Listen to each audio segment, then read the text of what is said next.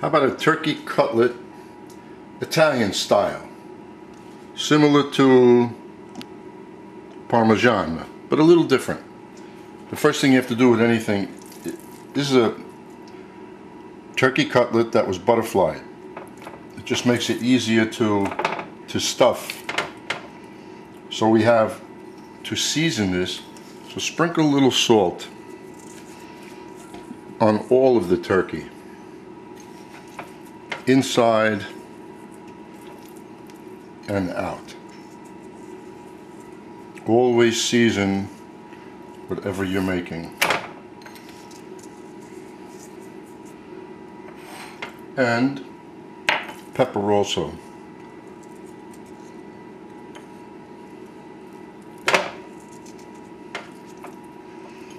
Not as much pepper, but if you like more, you put more.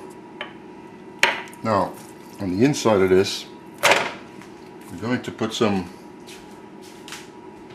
ricotta cheese. Use whatever ricotta cheese you want. I'm not telling you to use whole milk, skim, whatever. Take the ricotta, spread it on the turkey.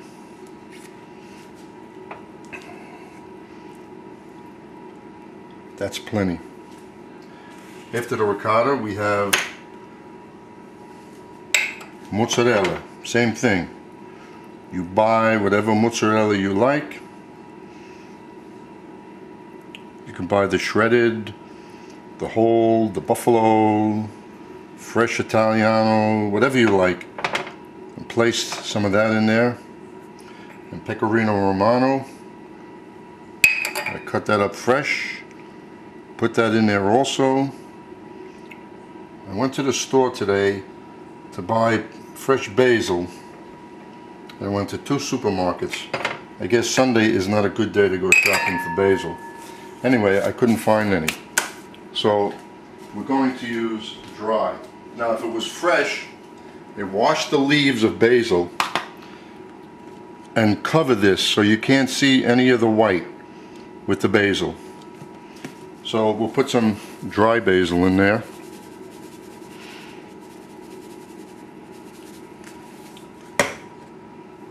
Just fold it over. The next step is we're going to bread it. The next step is to bread it. Now I use panko breadcrumbs. You can find them. Put this in flour. This is a tremendous dinner right here. I mean size-wise. But as you'll see, it's going to shrink up when we cook it. Dust it in flour. Shake it a little. Into the egg.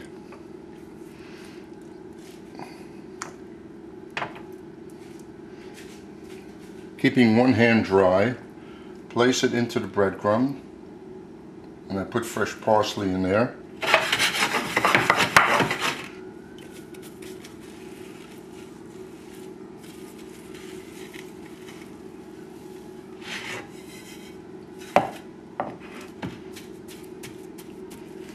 That is big. This is for one hungry person.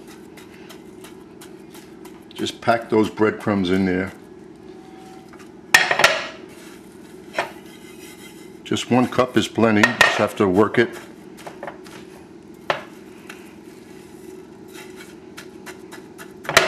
And that's it. It's breaded. Now we're going to saute in olive oil. If you want to use butter, go right ahead, but I prefer olive oil. Now, I've had this on the moderate flame for about 2 minutes. You never want to saute anything directly into a cold pan. And there's 1/4 cup of olive oil. This is going to absorb quite a bit of it.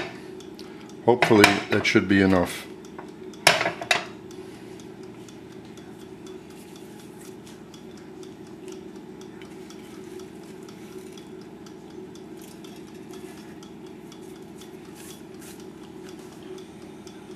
Turn the flame up and wait for this thing to start making a little noise. Set the timer for 10 minutes. I'm not going to film this for 10 minutes. Just let you know how long it takes. And after a few minutes you'll see. We have a high flame right now.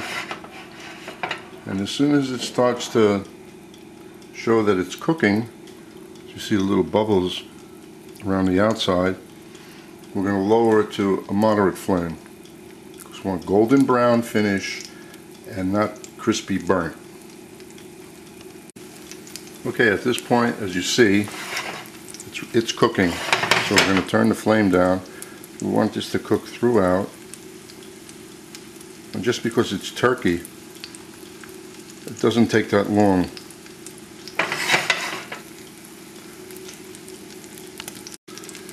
Well, if you're stuck and they don't have the regular panko breadcrumbs, there is a seasoned one. So whichever one you buy, they'll both work.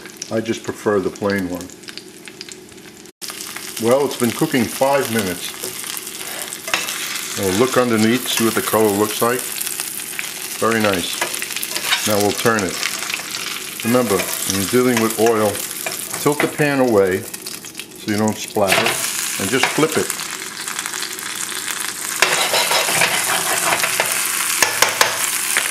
Doesn't that look scrumptious and like a lot? Actually, it's too much for a normal person, but if it's for a really big guy or a couple of young ladies, they could share this. So we'll finish it up, let you know how long it takes. Just showing you, nice low flame, not too high, just let it cook nice and easy. The turkey will cook and the cheeses on the inside will melt. Now we're at the 7-minute mark, and I'm going to lower it even more. As you see, that's nice and low. And I'm covering it for the last few minutes. It'll still come out crispy. Well, it's been 10 minutes, and for me, that's enough time. So we'll just remove that.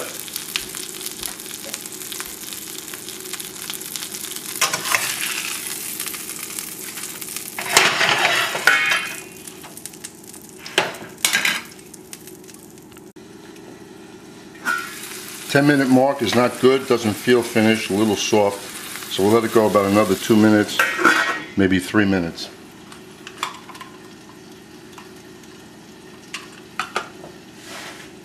Now, if you want to play a trick on a friend, just say you're making a veal cutlet like this, and I guarantee you, don't tell them it's turkey.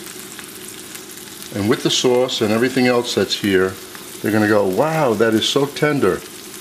You'll be surprised. Now it's taken 13 minutes, and then this is your presentation. What you do is you put my tomato sauce spread all over the bottom of the plate, place the cutlet on top. Why?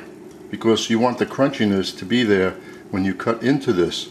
If you put the sauce on top, it'll absorb and get soggy. That's how you're supposed to serve breaded items. I hope you enjoy.